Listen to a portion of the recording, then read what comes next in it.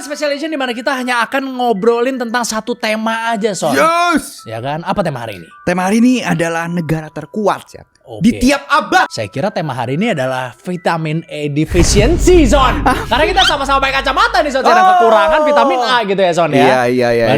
Di episode spesial kali ini saya juga ingin mencoba pakai kacamata juga gitu ya, Son, karena supaya kita jadi twin glasses ya. Oh, Twin glasses. Iseng aja sih sebenarnya sih. Biar ada yang beda gitu ya, ganti suasana dikit ya. Gimana tanggapan orang-orang yang udah ngelihat? Nah, kira-kira gimana? Coba tuh si komen. Apakah saya semakin seperti bapak-bapak gimana ya teman-teman ya? Si komen aja. Oke deh, kalau gitu mendingan kita langsung aja mulai. Selamat datang di special edition terbaru dari Di Atas 12.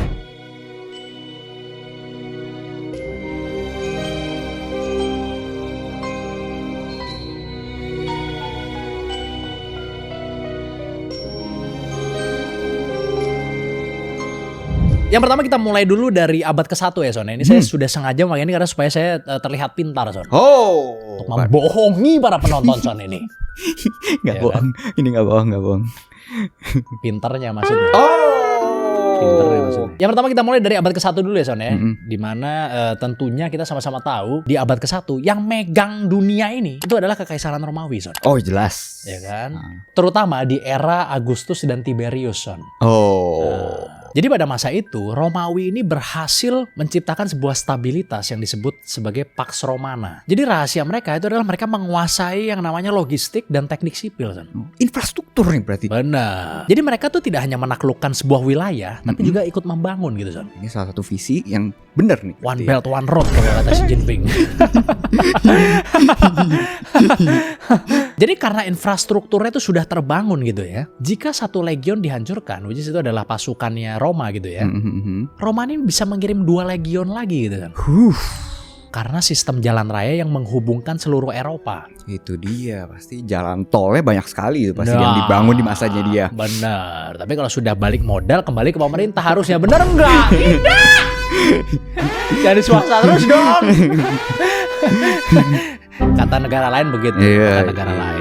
Tokoh kunci dari kesuksesan Romawi pada saat itu adalah Kaisar Augustus, Son. Ia adalah seorang politikus yang jenius yang merubah republik yang korup menjadi kekaisaran yang efisien gitu, Son.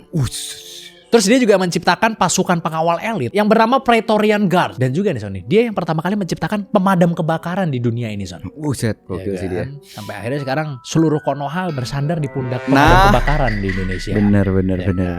Asal dari sini nih. Tapi sebelum kita lanjut, ada sedikit fun fact sebenarnya. Jadi orang Romawi itu sangat terobsesi, Son, dengan yang namanya kebersihan. Tapi mereka tidak menggunakan sabun pada masa itu. Pakai apa sih? Minyak zaitun. Minyak zaitun dilumurin di tubuhnya. Terus habis itu kakek Sugiono buka pintu. Oh tidak, bercanda, ya kan? Terus habis itu digosok pokoknya. Kotorannya sampai keluar. Gitu. Ya kan? Kita lanjut lagi ya. Ini ngomongin soal masa kejayaannya Romawi pada saat itu. Di zaman itu keamanan tuh begitu terjamin, Son. Sehingga seorang pedagang, Son, itu bisa membawa emas dari Spanyol ke Suriah tanpa takut dirampok sama sekali. Gokil. Emas loh. Iya. Gila. Dan dulu kan perampok lebih sadis lagi dari sekarang. Oh iya. Lebih banyak lagi. Terus di masa itu pembangunan infrastrukturnya itu benar-benar gila-gilaan banget, Son. Jadi kota-kota tuh dilengkapi dengan yang namanya aqueduct, yaitu adalah sebuah saluran air yang raksasa yang berfungsi untuk membawa air pegunungan ke tengah kota untuk pemandian umum dan air mancur, Son. Buset. Air pegunungan buat umum, Jat. Buat umum. Buset. Iya. Sangat jaya sekali. Sangat jaya sekali di masa itu karena masih banyak air pegunungan kan. Jadi kehidupan di sana tuh sangat maju sekali, Son. Ada pasar swalayan yang namanya Macellum, ada hiburan gratis di Kolosium. Gratisnya kalau sih. Ada ikan berenang di akuarium. Oh enggak. Itu tambahan dari saya kalau itu. Jadi udah hiburan ada ya kan, gratis air ada ya kan, air mancur segala ada, terus pasar swalayan ada ya kan. Gila. Udah modern lah pada saat itu untuk ya abad ke-1 gitu loh. Ya kan, gila banget. Dan kita udah bahas juga ya soal Kolosium ya, itu gila banget. Dan teknologi di dalam Kolosium tuh gila banget. Kalian bisa tonton juga video yang sebelum ini gitu ya, yang membahas tentang Kolosium, pertarungan paling tidak adil di dunia judulnya. Kita masuk ke abad kedua ya, Son ya. Jadi pada abad kedua ini Kekaisaran Romawi itu sudah berhasil mencapai titik titik jenuh kemakmuran, di mana orang-orang di situ udah kelewatan makmur gitu ya kan. Bahkan PDB per kapitanya Romawi di saat itu baru bisa disamai oleh negara-negara Eropa sekitarnya pada abad ke-18, Son. Coba bayangin, Son.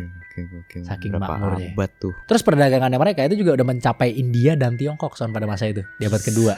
Kalau di abad kedua ini, tokoh kuncinya tuh bisa dibilang adalah seorang kaisar yang bernama Trajanus, Son. Dia dikenal sebagai Optimus Princeps atau pemimpin terbaik. Gokil. Ya kan? Kenapa dia terbaik ya kan? Karena dia berhasil menaklukkan Dacia yang kaya akan emas, Son. Iya. Terus dia juga bisa membiayai proyek pembangunan megah tanpa menaikkan pajak sama sekali, Son. Gokil.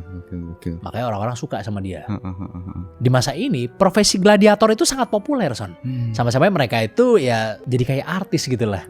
Gokil. Gladiator. Bahkan bukan jadi artis doang, Son. Jadi bintang iklan juga. Nyer. Iya. Soalnya ada ukiran di dinding Pompei yang ngepromosin gladiator untuk produk tertentu gitu, Son. Jadi beneran literally jadi bintang iklan gitu loh. Jadi saking makmurnya mereka di masa itu, Son. Marmer itu sampai ada di mana-mana, Son, marmer. Jadi dari dulu udah jadi standar kemewahan itu ya, marmer. Standar kemewahan. Terus habis itu si Kaisar Trajanus ini juga membangun forum raksasa yang berisi perpustakaan dan pasar bertingkat gitu, Son, yang sangat megah. Gila, mall jatuhnya itu kali. Iya benar. Dan standar hidup penduduk kota itu meningkat sangat pesat sekali, Son. Dengan munculnya sistem sanitasi bawah tanah. Yang membuang limbah ke sungai Tiber. Jadi sehat-sehat. Jadi semakin sehat, semakin meningkat lah kualitas hidupnya gitu. Nah di abad ketiga berganti nih, Son. Bukan Romawi lagi. Kenapa berganti? Karena kematian dari seorang kaisar filsuf yang sangat terkenal ini, yang bernama Marcus Aurelius, Son. Kematian beliau itu menandai berakhirnya era stabilitas di Roma. Karena dia digantikan oleh anaknya yang bernama Commodus. Yang lebih suka jadi gladiator daripada jadi kaisar, Son. Iya, kemarin kita bahas. Kita sempat bahas kemarin. Commodus itu. Atau lengser gara-gara dia. Benar. Ini kaisar kesukaannya Ferry Irwandi juga nih, Marcus Aurelius. Bisa. Kan ini apa namanya? Stoik yang bikin ini. Iya dong. Stoik dong. Marcus Aurelius itu.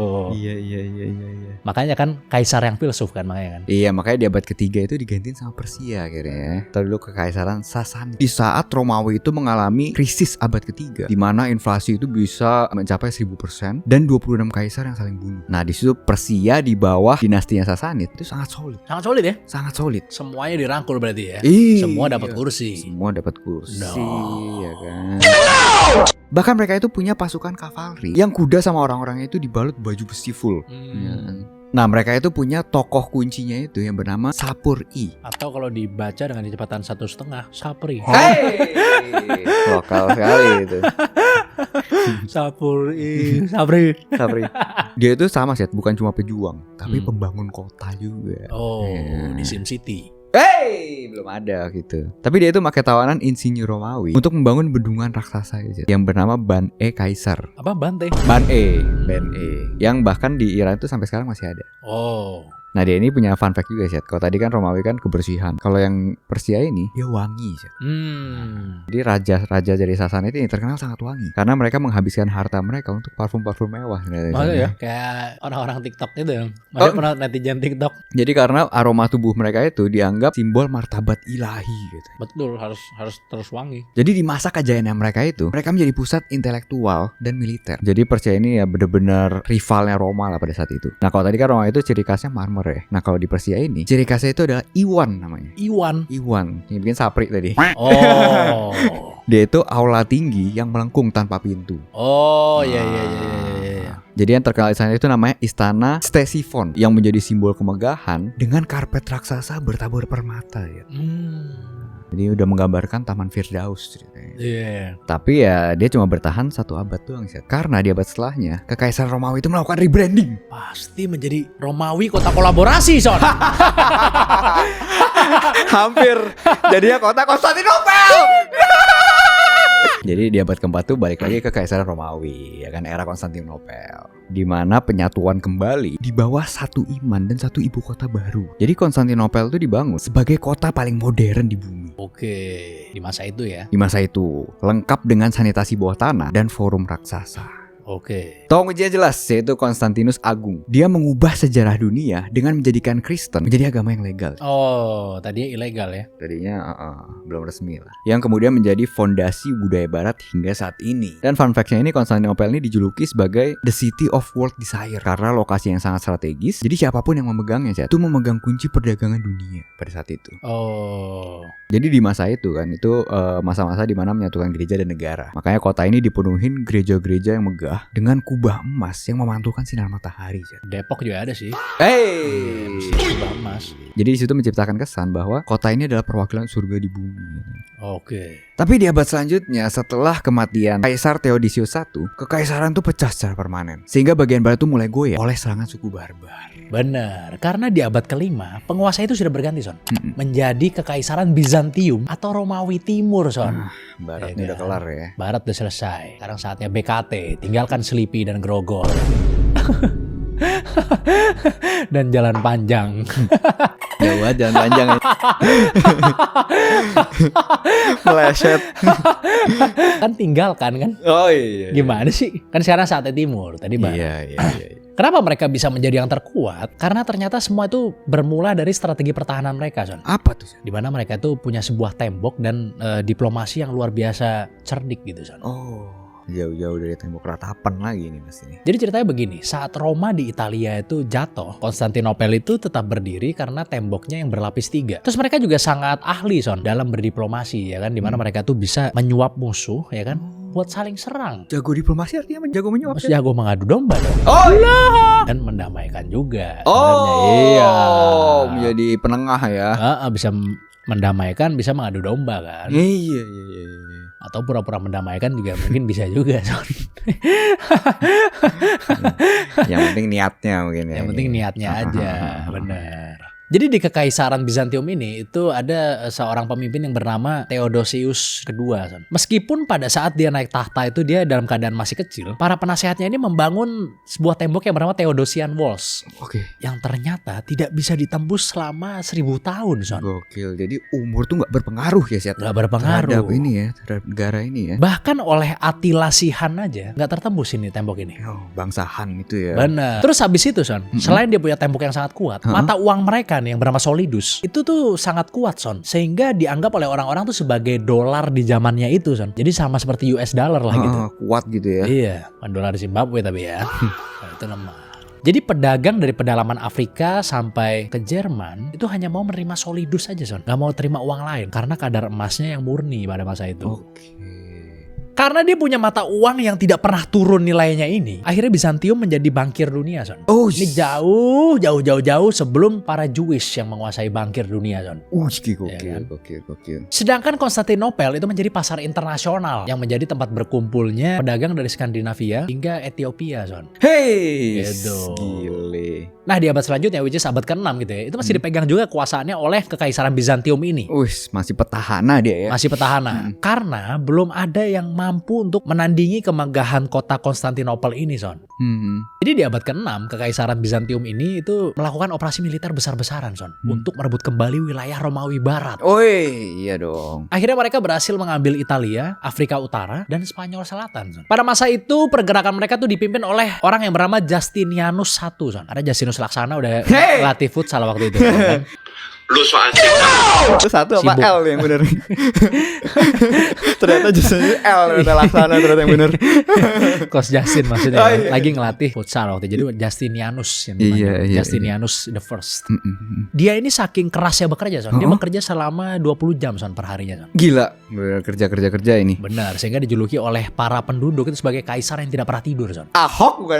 Bukan. Jadi dia ini banyak sekali gitu bekerjanya gitu 20 jam kan. Mungkin tidurnya cuma 2 jam kali kayak Napoleon kalau lu tahu. Tidurnya cuma 2 jam doang sehari. 2 jam lagi ngapain? Mandi. Oh, Napoleon suka banget berendam di bathtub. Udah kita jangan taruh nyasar sana dulu, kita balik ke Bizantium dulu. iya. Jadi si Kaisar Justinianus ini itu sampai menciptakan sebuah kodifikasi hukum yang menjadi dasar hukum di hampir seluruh dunia modern, Son. Iya, Gila, dari abad ke-6 tuh. Iya. Di abad ini itu dibangun sebuah gedung yang sangat terkenal Son, yang bernama Hagia Sophia. Oh ya. Ya kan, itu letaknya di Turki kalau nggak salah ini. Selama 1000 tahun ini merupakan bangunan tertutup terbesar Son di dunia. Sebelum ISBS ini jadi. Ya kan. Ketika orang luar masuk ke dalamnya, mereka sering mengira bahwa kubahnya itu digantung dengan rantai emas dari langit karena keindahannya yang tidak masuk akal di zaman itu. Jadi megah sekali lah pokoknya bangunan itu pada masanya gitu ya. Makanya bisa dibilang ya masih Bizantium lah yang paling kuat di masa itu dan paling jaya. Tapi akhirnya kekuasaan pun berganti Son di abad ke-7. Semua ini terjadi karena ada sebuah wabah pes pertama yang bernama Plague of Justinian. Oke, nama dia juga ya. Jadi wabah ini itu berhasil membunuh 10.000 orang per hari Son di ibu kota Son. Kayak COVID tuh. Enggak lah, COVID lebih rendah lah. Oh, 10.000 di kota, di ibu kota kok. Semua ini menghancurkan ekonomi dan basis militer mereka Son. Sehingga akhirnya di abad ke-7 kekuasaan selanjutnya bergulir ke tangan kekhalifahan Rashidun. Yes, mereka itu kuatnya di mobilitas tempurnya ya. Sudah dilengkapi oleh Maung ya Son pada saat itu ya. Enggak ya. Hah? Belum ada itu. Jadi mereka itu menggunakan teknik kavaleri ringan, dimana kan kavaleri kan pakai kuda ya kan? Dan pemanah unta yang bisa bertahan di padang pasir tanpa air selama berhari-hari ya. Wah, kayak di film Dune ini. Yang membuat mereka bisa muncul tiba-tiba di belakang garis musuh. Lah itu film Dune. Oh iya. Ngumpet di dalam pasir gitu-gitu. Oh itu dari sini ya. Bisa. Jangan ya ada kaitannya lah dengan Timur Tengah lah menurut gua. Dune banyak banget sih ngambil inspirasi dari Timur Tengah. Kalau di sini tokoh kuncinya namanya Khalid bin Walid. Oh, oke, yang di Mobile Legends juga ya. Oh iya, ngambil dari situ ya. Bodoh sekali ya. Jadi dia ini salah satu jenderal yang bisa dibilang tidak pernah kalah dalam pertempuran gitu. Tapi di suatu hari dia hanya mengikuti perintah dari pemimpinnya. Hidup Jokowi! Bahkan dia menangkan suatu pertempuran yang bernama pertempuran Yarmouk. Padahal di situ dia kalah jumlah 1 banding 4 pada saat itu.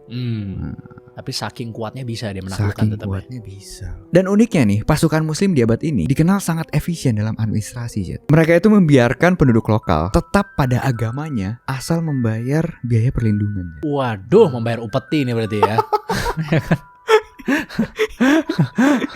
Tapi tetap lebih murah dibanding dia pajak Romawi yang pada saat itu kan gede banget. Sangat mencekik ya. Bahkan mereka dikenal menjalani ekspansi tercepat dalam sejarah manusia. Hanya dalam waktu 30 tahun mereka bisa menghapus dominasi Persia dan melemahkan Bizantium. Wah, luar biasa sekali ya. Terus juga mereka memiliki pemerintahan yang egaliter, di mana tidak ada istana mewah bagi pemimpin. Jadi mereka hidup sederhana doang di antara rakyat itu. Oh iya. Jadi orang-orang yang pemimpin itu tidak dianggap sebagai royal family lah gitu-gitu ya. Masih istana apa. Suka datang ke pasar ya kan. Makan warteg aja dibilang humble banget. Makanya di sana hukum ditegakkan dengan tegas tanpa memandang kasta. Oke, bagus kekayaan. Tidak tumpul mereka itu. Benar. Tapi sayangnya hanya bertahan 1 abad ya. Sehingga di abad ke-8 itu didominasi oleh kekhalifahan Umayyah. Oke. Mereka itu kuatnya di geopolitik ya. Kayak Mardigu ya berarti. Kuat di geopolitik kan. Enggak personal negaranya. Oh iya, dengan personal. Ada Mardigunya sih di dalam, cuma bukan dia doang gitu. Hati-hati kamu Singapura. Bahkan mereka menguasai 3 benua sekaligus. Waduh. Jadi ini adalah imperium terbesar yang pernah ada di dunia hingga saat itu. Mereka mengontrol jalur perdagangan emas dari Afrika dan sutra dari Tiongkok. Tokoh kunci di sana itu adalah Al-Walid I. Di bawah dia ini, kekuasaan Islam itu mencapai wilayah terjauhnya, dari pegunungan Pyrenees di Prancis hingga sungai Indus di India. Jadi emang sangat mendominasi sekali dia wilayah-wilayahnya itu secara geografis ya. Bahkan di masa itu, Islam itu menjadi identitas global. Dari Samudra Atlantik hingga pegunungan Himalaya. Yang terkenal di masa itu tuh pembangunan Dome of the Rock di Yerusalem dan Masjid Agung Damaskus. Tapi sayangnya kekuasaan harus berpindah tangan, Chet. Jadi pada saat itu, revolusi Abbasiyah itu pecah karena ketidakpuasan kelas bawah dan muslim non-Arab terhadap dominasi elit Arab Umayyah. Hal ini membuat kekuasaan pindah tangan ke kekhalifahan Abbasiyah, Son, di abad ke-9. Kenapa kekhalifahan Abbasiyah ini sangat kuat? Salah satunya nih, Son, karena Baghdad ini menjadi Silicon Valley-nya abad pertengahan, Son. Di mana di situ ilmu pengetahuan, kedokteran, dan matematika itu berkembang sangat pesat. Ilmu-ilmu yang ditemukan ini itu bahkan sampai dipinjam sama Eropa pada masa itu untuk keluar dari masa kegelapannya mereka. Gila banget ya. Tokoh kunci dari kekhalifahan Abbasiyah itu salah satunya adalah Harun ar-Rasyid. Di masa pemerintahannya dia itu merupakan salah satu puncak kemakmurannya Islam. Dia mendirikan House of Wisdom yang pernah kita bahas juga dulu kan. Di mana manuskrip dari seluruh dunia dikumpulkan dan diterjemahkan supaya orang lain bisa belajar di situ. Jadi itu modelannya ya kayak perpustakaan gitu. Bahkan ya di sana, saking majunya ilmu pengetahuan di situ ya kan. Di abad ke-9 di Baghdad itu udah ada yang namanya cek son. Karena waktu itu bilangnya sak namanya.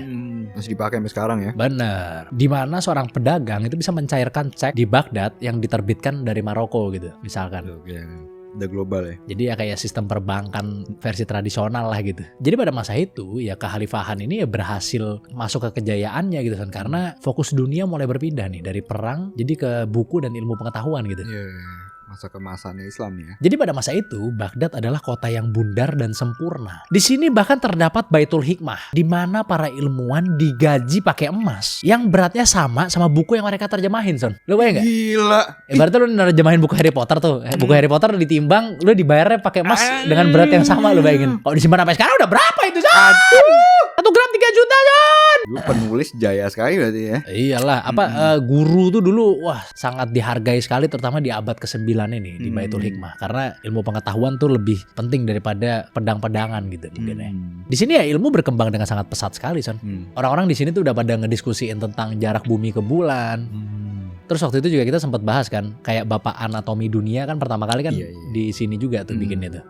Jadi ya perkembangan pada saat itu sangat pesat sekali lah untuk kekhalifahan Abbasiyah ini. Tapi ya tidak bertahan lama ya, hanya 1 abad saja. Semua itu terjadi karena munculnya kekuatan militer Turki yang bernama Mamluk, Son, yang mulai mengontrol para khalifah sebagai boneka. Udah dari abad ke-9 boneka sudah ada ya, Set ya. Sehingga di abad ke-10 ini ada penguasa baru, Son. Dan kali ini bukan dari Islam, bukan dari Arab, bukan dari Romawi juga. Ini saya ada penguasa baru nih, Son. Saya tunggu nih. Ini dia, dinasti Tang, Son. Dari Cina. Atau mungkin orang-orang lebih sering menyebutnya sebagai dinasti Singkutang gitu ya. Bukan. Enggak pernah dinasti ada. Hongtang, bukan. bukan. Enggak pernah melejit banget juga sih. Oh, dulu sampai ngantri-ngantri itu kira mau salim sama orang dinasti, bukan? Kayak orang ngantri-ngantri Singkutang itu dulu. Emang sempat ngantri ya? Ngantri banget lah dulu. Ngantri lah. Tawan jomblo pada masa itu. Tidak. Kenapa dinasti Tang bisa dibilang yang terkuat? Karena dinasti Tang itu ternyata punya sistem birokrasi yang paling canggih pada masa itu. Untuk orang bisa menjadi pejabat, Anda harus lulus ujian yang sangat sulit, Son, tentang sastra dan politik. Jadi diuji dulu, kalau lolos baru boleh jadi pejabat. Jadi di sini tuh bukan sekedar keturunan bangsawan doang katanya. Ini membuat Tiongkok jadi sangat stabil, Son, karena dipimpin oleh orang-orang yang mungkin berilmu gitu ya, quote-unquote ya. Nggak ada nepotisme gitu, mungkin dikit sekali. Dikit sekali dan orang yang kampus di ruko juga nggak boleh maksudnya jadi pemimpin di sini gitu. Gitu. Dinasti Tang ini punya satu tokoh kunci, Son, yang bernama Kaisar Taizong. Dia berteman dengan Zilong pada masa itu. Sama Yuzong ya. Ia ini dianggap sebagai model kaisar yang ideal, Son, dalam sejarah Tiongkok karena dianggap mau mendengarkan kritik dari penasehatnya, Son. Itu dia. Mungkin yang lain otoriter banget kali kan. Nah, kalau dia pasti punya nomor WA yang disebarin pasti ke masyarakat. Dia walaupun asisten yang megang HP-nya. Dadah. Dan dia juga terkenal sangat toleran terhadap agama, Son, termasuk Kristen, Nestorian, dan Islam pada masa itu. Ternyata, Son, di era dinasti Tang, wanita tuh punya kebebasan yang sangat tinggi ternyata. Oh, dibanding era yang lain. Dibanding era yang lain. Jadi di sini mereka boleh berkuda, bermain polo, dan memakai pakaian yang modis lah gitu. Oh, gitu. Udelnya nongol tuh. Enggak boleh juga pakai sweatpants alo dulu masih belum boleh. Iya, topi alo dulu nggak boleh masih ya. Kalau ke mall gitu celananya segini gitu ya. Itu nggak boleh. Iya, dinasti Tang nggak boleh. Bebas kita tadi. Nggak boleh. Oh, tetap nggak boleh. Pasti kan kalau dulu agak tertutup tetap. Oh iya. Iyalah. Jadi pada masa itu Tiongkok itu sudah menjadi pusat gaya hidup Asia, Son, sebenarnya. Di masa itu Tiongkok tuh punya satu kota yang bisa dibilang merupakan kota terbesar di dunia, Son, karena memiliki 1 juta jiwa di dalamnya. Oke. Zaman sekarang nggak ini sih ya. Iya. Kalau di zaman sekarang nggak biasa aja gitu. Iyalah, di Jakarta aja udah berapa? 11 juta, 12 juta kali ya. Iya, 11-12. Kota ini bernama Chang'an. Nah, ini ibu kotanya juga waktu itu. Jadi orang-orang dari Persia, Jepang, dan Korea itu suka berkumpul di sana. Di sana kayak seni-senian kayak puisi dan lukisan juga mulai makin diminati dan digemari oleh orang-orang, dan teh mulai menjadi minuman wajib bagi masyarakat. Oke. Tapi kekuasaan dari dinasti Tang itu hanya bertahan selama 1 abad saja, Son. Karena di abad ke-11 kekuasaan kembali berpindah tangan kepada kekaisaran Bizantium, Son. Wah, gila. Yang itu mungkin akan dilanjutkan di part 2. Kalau kalian setuju langsung aja tulis di bawah. Kalian mau apa enggak kita membahas tentang penguasa dari abad 11 sampai ke abad 21 kali ini, ya kan? Hanya kalau kalian mau saja tulis di komen di bawah. Nanti kita akan bikin part 2-nya. Oke? Yes. Kalau gitu Terima kasih banyak buat kalian semua yang udah nonton special edition kali ini. Mudah-mudahan kalian suka. Langsung aja tulis komen di bawah dari kalian yang nonton dari awal sampai akhir. Kan itu ada respect for us. Yes, jangan lupa selalu komen, like, dan subscribe video kita. Jangan lupa juga jadi member dan Discord link di deskripsi semua. Yes, sampai jumpa di episode selanjutnya dari Di Atas.